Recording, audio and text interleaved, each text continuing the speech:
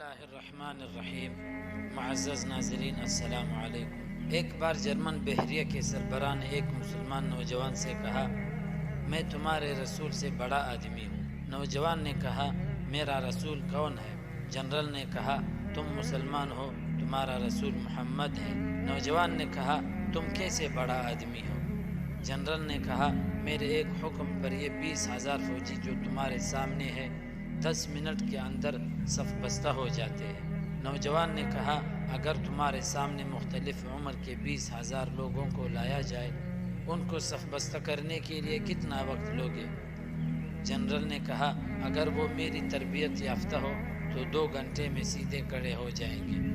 نوجوان نے لیپ ٹاپ آن کیا اور حرم مکہ کی نماز کھڑے ہونے کا منظر جنرل کو دکھایا اور کہا، دیکھو یہ 3 ملین لوگ ہیں، ان کو امام ایک بار کہتا ہے صفیں سیدھی کرے، کیسے سیدھی صفیں باندھتے ہیں؟